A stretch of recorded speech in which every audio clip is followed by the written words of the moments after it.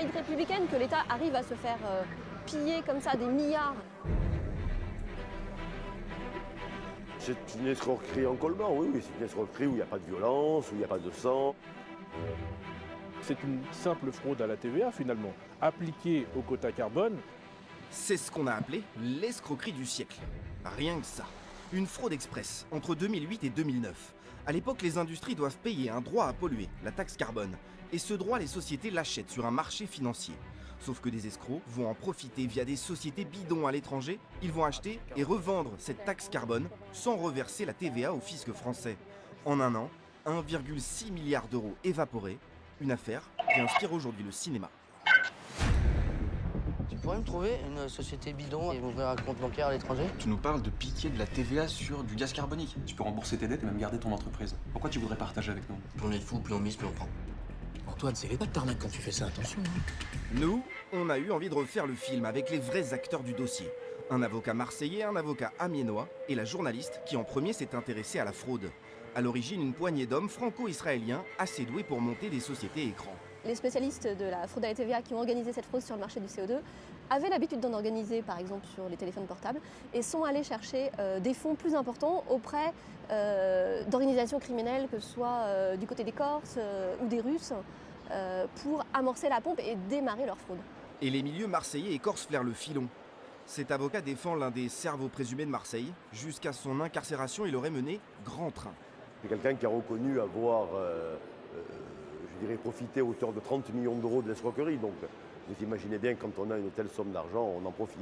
Surtout quand on a 45 ans, on en profite. Voilà. En gros, c'était un flambeur. C'est un flambeur, on peut l'appeler comme cela, un flambeur. Il avait des voitures de luxe, il avait des gens de maison, il avait fait beaucoup de choses que nous ne pouvons pas avoir. Pour se couvrir, ils vont trouver des gérants de paille, des faux patrons. Cet avocat a défendu un habitant de l'Oise condamné. Sa société aurait détourné 40 millions au fisc. Lui n'aurait touché que quelques milliers d'euros pour prêter son nom. Il était le gérant, alors on dit gérant de paille, mais en réalité il était gérant droit de la société, donc il a fait un certain nombre de démarches. Simplement, il ignorait que ces démarches pouvaient servir par la suite à éluder de la TVA sur des quotas de carbone. Le but de ceux qui ont conçu cette fraude, c'est évidemment d'avoir recours à des gérants de paille pour ne pas, eux, d'une part, être impliqués, et surtout pour pas que les gérants de paille comprennent ce qui se passe derrière. Et il faudra des années aux enquêteurs pour tracer l'argent, en France, à l'étranger, et réaliser quelques saisies spectaculaires, comme ce yacht. Mais la facture finale était déjà lourde lorsque l'État a pris la mesure de l'arnaque. Il y a eu des alertes de la part de la place de marché qui voyaient bien qu'il y avait un problème du côté du ministère du Budget, qui était géré par Éric Woerth à l'époque. Et le temps de réaction a été extrêmement long. Bercy, tout d'un coup, a quand même réagi et s'est dit, bon, on supprime la TVA sur le carbone. C'est assez surprenant de se dire, bon, on supprime un impôt parce qu'il est fraudé, mais il faut bien voir que la fraude à la TVA, c'est pas un manque à gagner. Comme l'État avance l'argent, c'est du vol direct dans les caisses de l'État. La fraude en elle-même n'a duré qu'un an parce qu'ils sont aperçus très vite de ce qui se passait. Mais en un an, 1,6 milliard d'euros, c'est un exploit de la part de ceux qui ont commis ça et un camouflet pour l'État qui essaye finalement de se racheter par la voie judiciaire. Ceux qui brassaient hier des millions d'euros en quelques clics se disent aujourd'hui ruinés, quand d'autres sont en cavale. Mais l'argent, où est-il vraiment ? Oui, peut-être dans des paradis fiscaux. Ce qui est sûr, c'est que l'État aura perdu gros dans l'affaire. Il faut se rendre compte que pour la fraude à la TVA, on en récupère à peine 1%. C'est de l'argent de l'État, quoi.